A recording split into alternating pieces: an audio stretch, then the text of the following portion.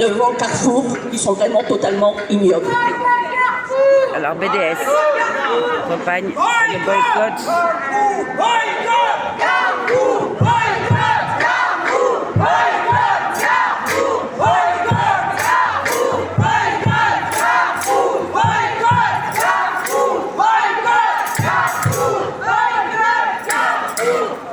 Alors on va vous parler de la campagne BDS France. C'est la campagne de boycott des investissements sanctions initiée par le BNC, le bureau des Palestiniens eux-mêmes, suite à la campagne justement de boycott. Alors en mars 2022, Carrefour a signé un accord de franchise avec la société israélienne Electra Consumer Product et sa filiale Yenot Bitan, toutes deux actives dans les colonies israéliennes illégales. Ainsi, Carrefour viole le droit international.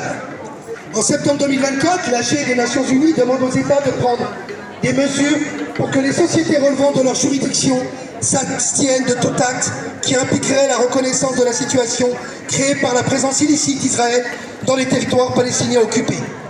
Par ailleurs, avec ses 150 magasins installés en Israël, Carrefour apporte sa confiance et son soutien au régime d'apartheid et à la guerre génocidaire d'expulsion que l'État israélien mène à Gaza et en Cisjordanie. Alors le boycott, oui, de Carrefour concerne aussi les filiales, les enseignes et les partenaires commerciaux du groupe Carrefour. On va vous en citer quelques-uns.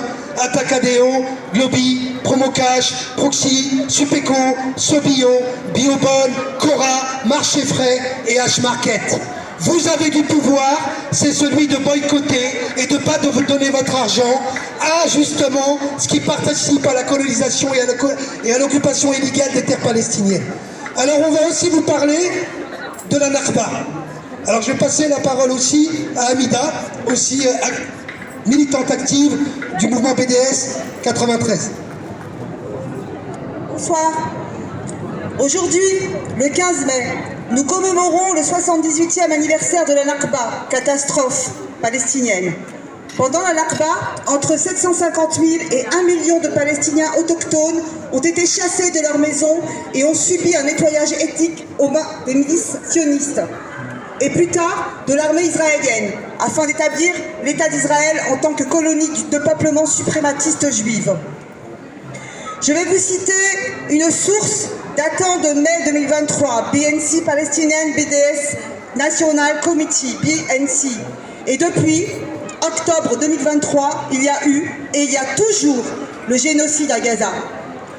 La violence coloniale et l'agression pure et simple du régime d'apartheid israélien n'ont jamais cessé. Mais la résilience, la résistance populaire et le soumoud, fermeté des Palestiniens n'ont pas cessé non plus. À Gaza, à Jénine, à Belta, à Masafel, Yatta, dans la vallée de Jourdain, à Sheikh Jarrah, à Silwan et Al-Naqab, dans toute la Palestine historique et en exil, les Palestiniens sont unis contre le régime israélien de colonialisme et d'apartheid. Avec la montée en puissance du gouvernement d'extrême droite, le plus ouvertement raciste d'Israël, les Palestiniens ont été soumis à des campagnes renouvelées et intensifiées de nettoyage ethnique et de construction de colonies, de vols de terre et d'eau, de massacres répétés dans la bande de Gaza assiégée, d'arrestations massives et de restrictions de mouvements. Et pourtant, nous continuons à nous insurger. Nous poursuivons la lutte pour notre libération, pour nos droits inaliénables, y compris notre droit à l'autodétermination et le droit des réfugiés à rentrer chez eux. En avant, nous marchons pour la liberté, la justice, l'égalité et la dignité. Voici 10 faits que vous devez connaître sur la Nakba palestinienne. Premier fait, entre 1947 et 1949, Israël et les milices sionistes pré-étatiques ont forcé entre 750 000 et 1 million d'Arabes palestiniens autochtones à s'exiler, faisant d'eux des réfugiés. Deuxième fait, aujourd'hui il y a environ 8 millions de réfugiés palestiniens dans le territoire palestinien occupé et dans les pays arabes voisins tels que le Liban, la Jordanie,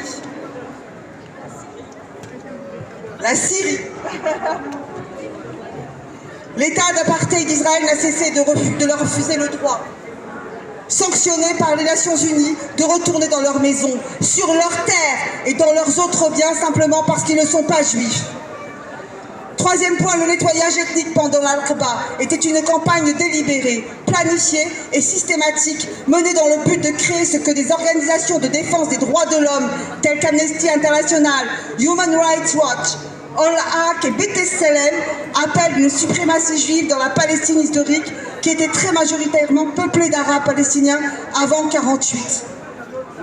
Quatrième point, contrairement à la mythologie sioniste, les milices sionistes d'avant l'État ont commencé leur nettoyage ethnique des villes et villages palestiniens plusieurs mois avant la création de l'État d'Israël.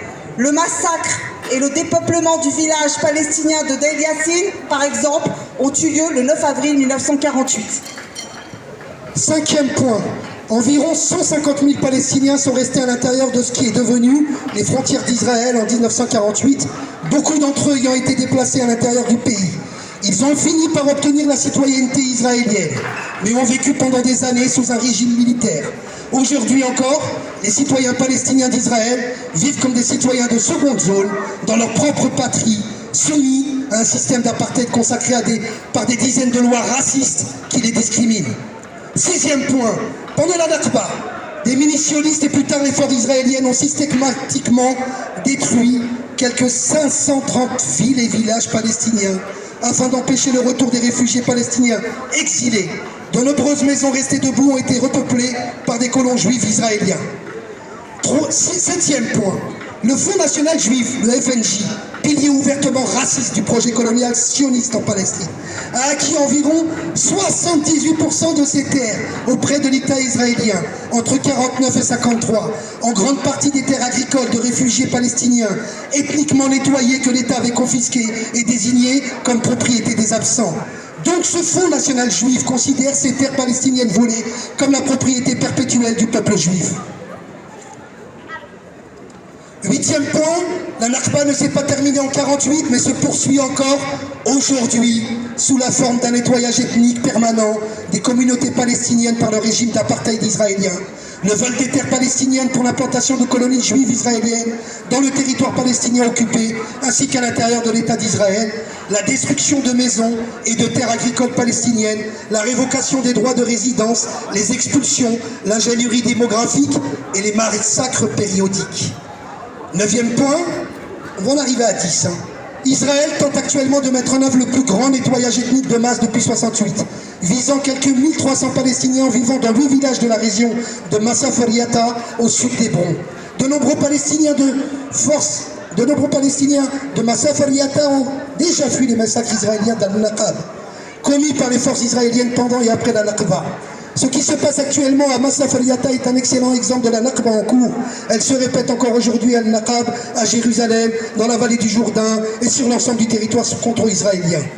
Donc les Palestiniens autochtones sont forcés de quitter leur maison par une violence soutenue par l'État aux mains des soldats israéliens, de la police israélienne et des colons israéliens et fascistes.